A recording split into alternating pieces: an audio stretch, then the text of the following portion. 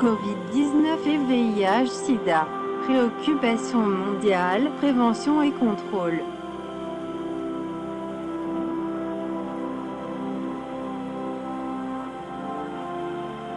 Préambule. Sur cette vidéo et celles qui suivront, vous trouverez des informations et des conseils concernant les deux pandémies qui ont troublé le monde, à savoir la Covid-19 dont les premiers cas ont été signalés pour la première fois à Wuhan, en Chine, le 31 décembre 2019. Le VIH-Sida dont on célèbre aujourd'hui 1er décembre la journée mondiale. Nos vidéos sont diffusées dans 14 langues et mises à jour régulièrement. Nous vous invitons à vous abonner dès maintenant. Nos recherches s'inspirent de plusieurs sources, notamment les conférences de presse de l'Organisation mondiale de la santé et certains organismes internationaux qui travaillent en étroite collaboration avec les experts mondiaux, les gouvernements et leurs partenaires pour élargir rapidement les connaissances scientifiques sur ces deux virus.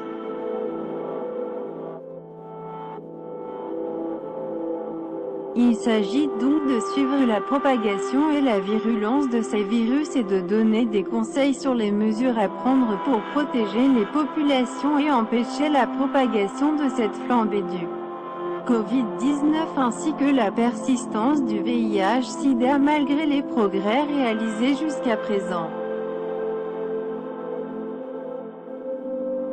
Résumé de la conférence de presse sur la pandémie Covid-19 organisée à l'Organisation mondiale de la santé le vendredi 27 novembre 2020. Le conférencier est le Dr Tedros, directeur général de l'Organisation mondiale de la santé.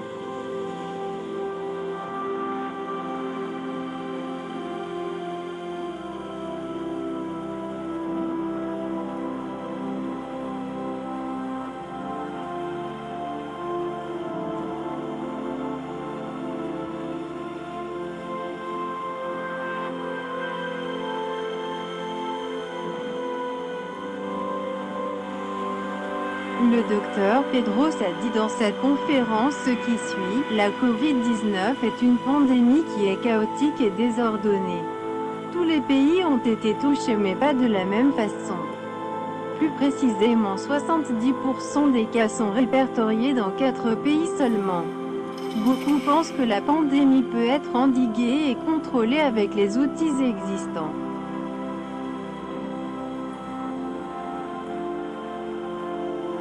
Toutefois, poursuit le docteur Tedros, nous notons que tous les pays sont d'accord pour mettre l'accent sur les tests et diagnostics de la Covid-19.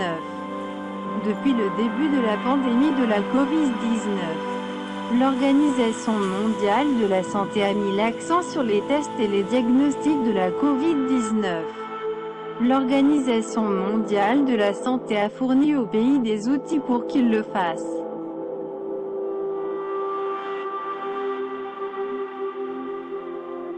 Depuis l'apparition de la Covid-19, l'Organisation mondiale de la santé a fourni, dès le 13 janvier 2020, les premières publications concernant ces tests.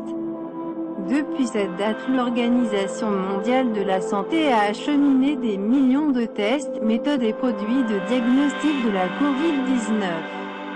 L'Organisation mondiale de la santé a travaillé avec les pays pour renforcer leur capacité de maîtrise des dits tests.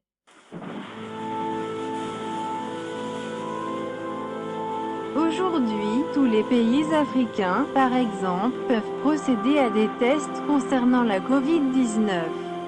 Mais l'Organisation mondiale de la santé a encore besoin de tests meilleurs, nombreux, faciles à utiliser, bon marché, fiables et rapides. Ceci permet de mieux orienter et prendre en charge les patients.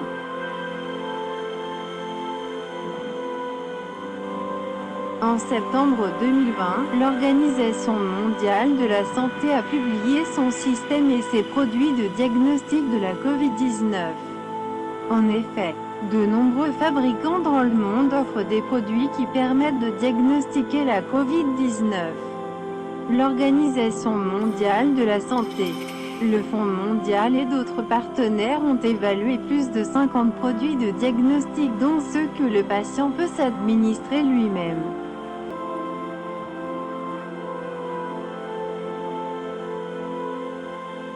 Une fois ces tests validés et approuvés par l'Organisation mondiale de la santé, ils pourraient être intégrés dans les stratégies nationales des pays.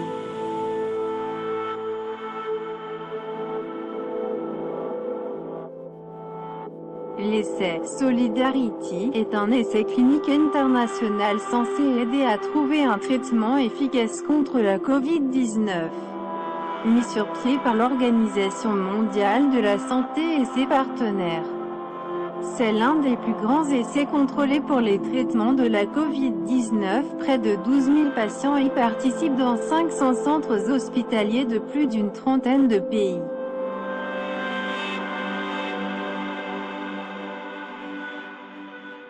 L'essai Solidarity évalue l'effet des médicaments sur les malades de la Covid-19, le décès, le besoin d'une assistance respiratoire, la durée de l'hospitalisation.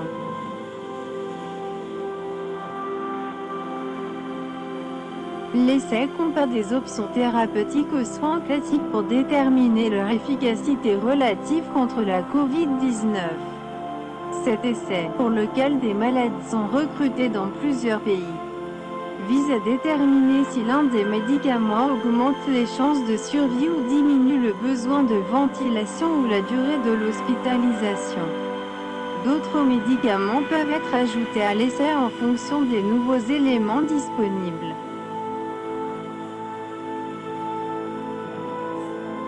D'une manière générale, tant que les preuves ne sont pas suffisantes, l'Organisation mondiale de la santé déconseille aux médecins et aux associations médicales de recommander ou d'administrer aux patients atteints de la Covid-19 ces traitements dont l'efficacité n'est pas démontrée, et la prise de ces médicaments en automédication. La ligne directrice de l'Organisation mondiale de la santé.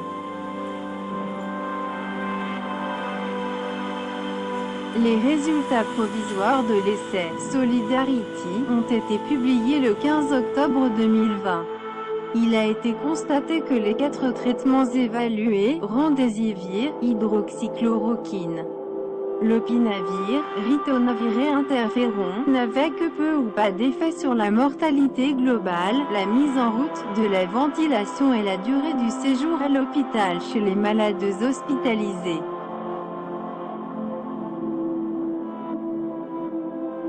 Il est envisagé d'évaluer d'autres traitements dans le cadre de l'essai Solidarity pour continuer à chercher des traitements efficaces contre la Covid-19.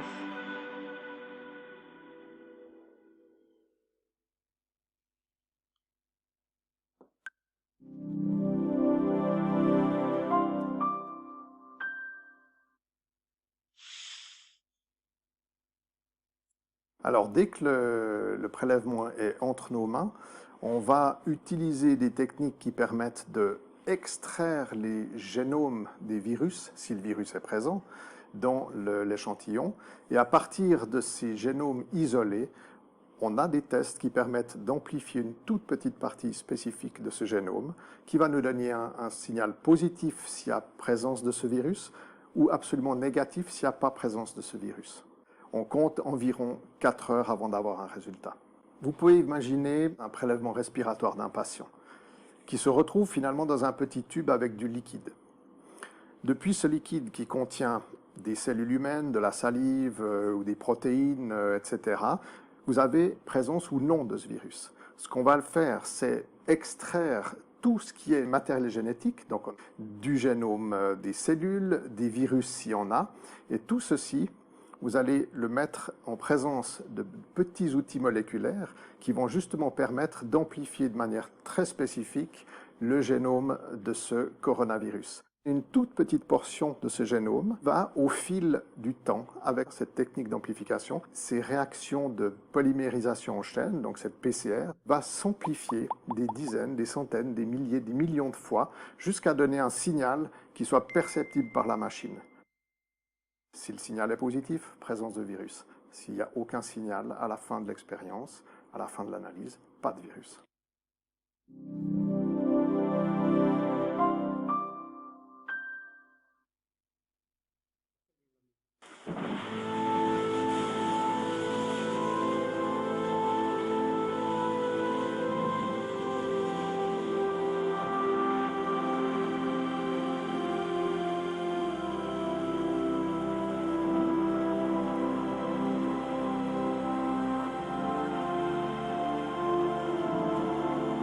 À bientôt.